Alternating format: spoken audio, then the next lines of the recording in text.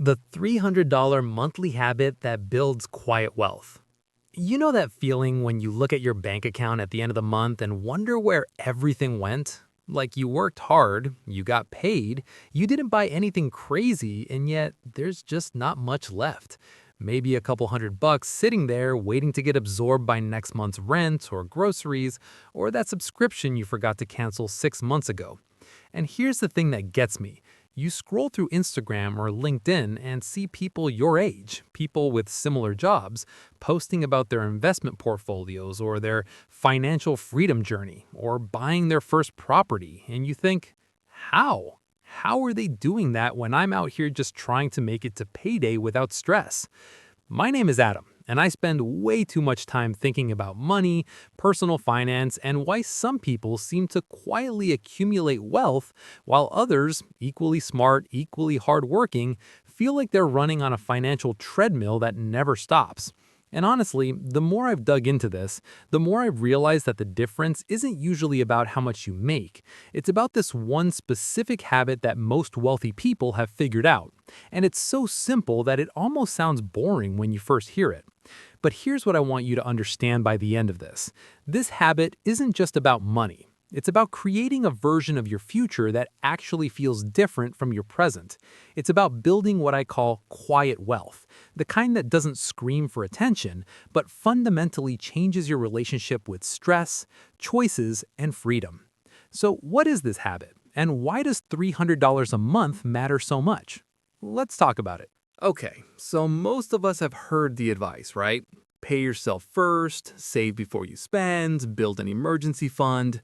And if you're like most people, you've probably tried this at some point. You get motivated, maybe after watching a finance video or reading an article, and you think, all right, this month I'm going to save.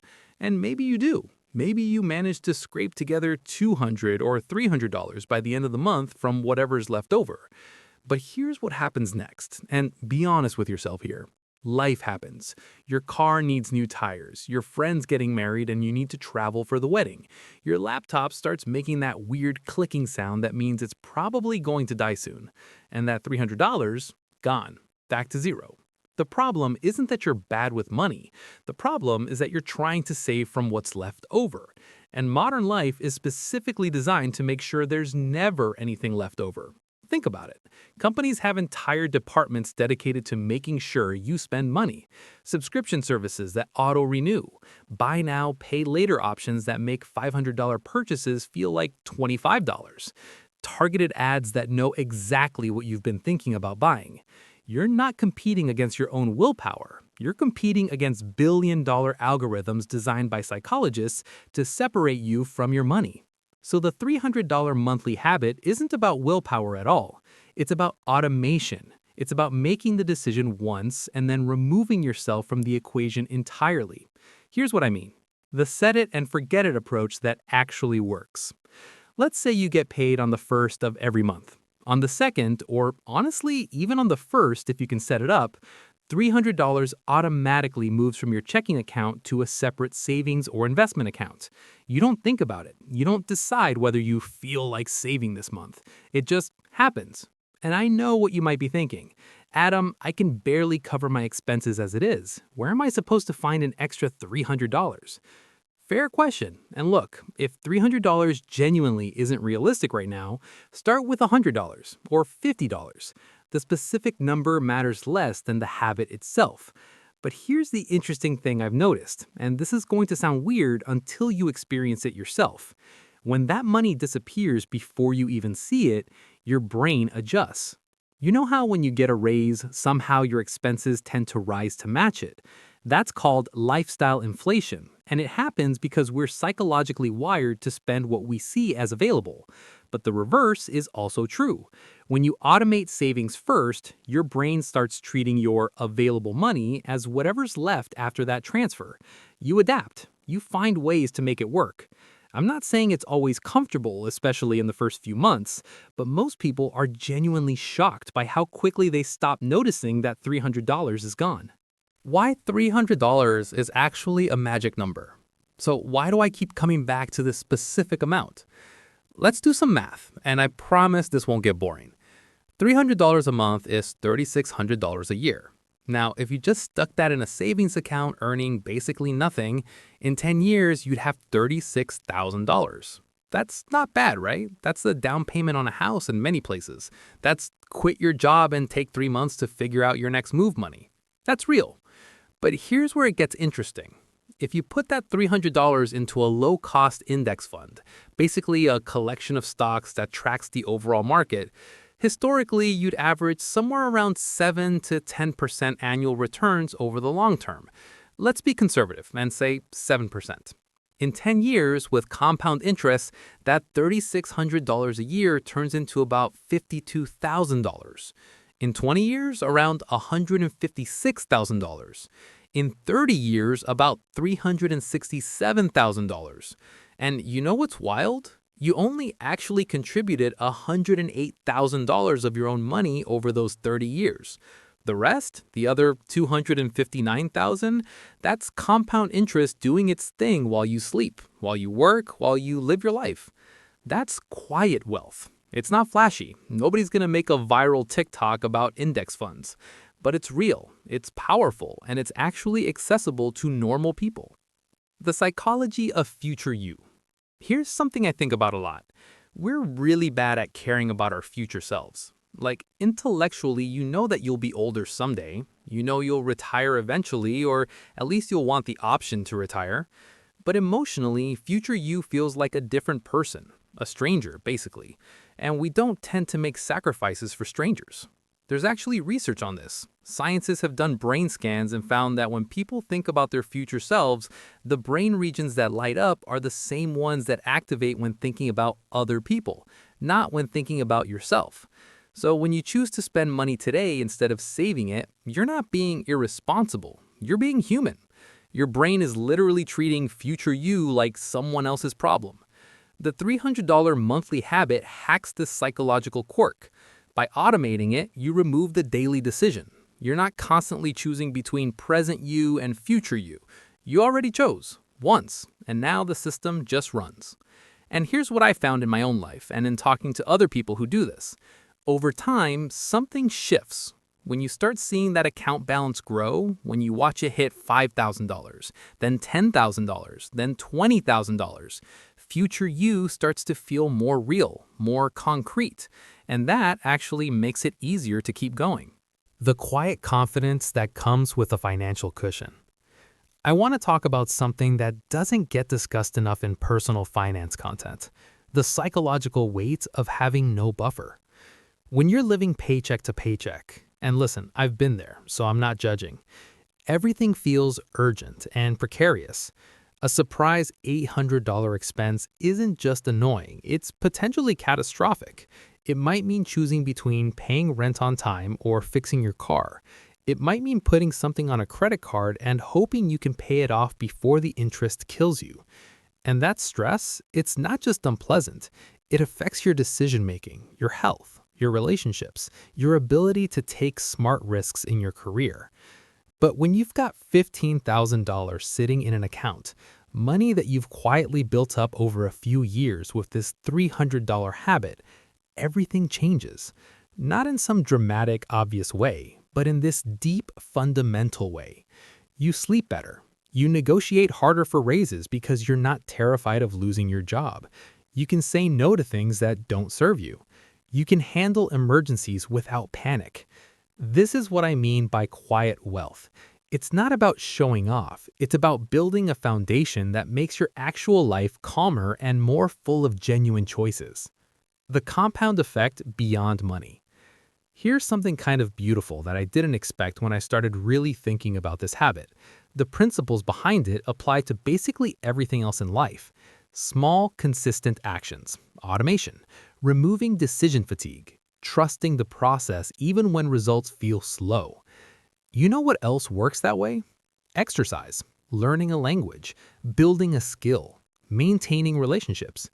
The person who goes to the gym for 30 minutes 3 times a week, every week for 5 years, will be in infinitely better shape than the person who goes hard for 3 months, burns out, and quits. The person who writes 300 words a day will finish multiple books while someone else is still planning to start writing someday. There's something about the $300 monthly habit that teaches you this broader life lesson. Consistency beats intensity almost every time. And the way to achieve consistency isn't through motivation or willpower. It's through systems that make the right choice automatic. Once you internalize this with money, you start seeing opportunities to apply it everywhere. The objections your brain will throw at you. Okay, real talk. Even if everything I've said makes logical sense, your brain is probably already generating reasons why this won't work for you specifically. I'll start next month when things are less tight. I need to pay off my credit card first. What if there's an emergency and I need that money? I'm too far behind to make a difference now. Let me address these because they're the same objections I had and the same ones I hear from basically everyone. First, there will never be a perfect month to start. Next month will have its own financial surprises and challenges. The best time to start was 10 years ago. The second best time is literally today. Second, yes, high-interest debt is a priority. If you've got a credit card charging you 24% APR, you should probably focus on that first. But here's the thing, you can do both. Save $150 and put $150 extra toward debt. The habit of paying yourself first can coexist with debt repayment. Third, that's what an emergency fund is for. The first goal isn't to invest, it's to build up 3 to 6 months of expenses in a boring, accessible savings account. Once you have that, then you start investing. The system is designed to protect you. Fourth, I don't care if you're 45 and just starting. The math still works. 20 years of compound growth is still life-changing money. And honestly, starting at 45 with intention and consistency will leave you in a better position than most people who started at 25 but never developed the habit. Your brain wants to keep you safe, and safe means familiar, even if familiar is stressful. Change feels risky, but I promise you, the risk of doing nothing is greater than the risk of starting imperfectly. What this actually looks like in practice. Let me make this concrete because I think sometimes personal finance advice stays too abstract. You set up an automatic transfer. Every time you get paid, $300 or whatever amount you decide goes into a separate account. For the first 3 to 6 months, that money just sits in a high-yield savings account. You're building your emergency fund. Once you hit something like $5,000, enough to cover a real emergency, you open a brokerage account.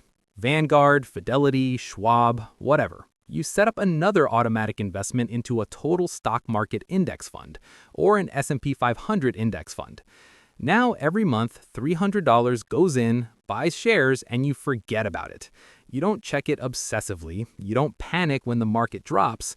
You definitely don't try to time the market or pick individual stocks. You just let it ride. That's it. That's the whole strategy. It's not sexy, it's not going to make you an overnight millionaire, but it works. It's worked for millions of people. It'll work for you if you let it. The lifestyle you're actually building toward. I think one reason people struggle with this habit is that they can't visualize what it's actually for. So let me paint a picture. 10 years from now, you've got $50,000 invested. You hate your job. It's making you miserable. But instead of feeling trapped, you realize you've got options. You could take a 3-month sabbatical to figure out your next move. You could take a lower-paying job that you'd actually enjoy because you've got a cushion. You could start a business. Or maybe you love your job, but you want to buy a house. That $50,000 is a down payment that gets you into a home instead of renting forever. Or maybe, and honestly, this might be the most important one, you just sleep better at night. You're not stressed about money constantly. You can be generous with people you care about. You can handle surprises without spiraling.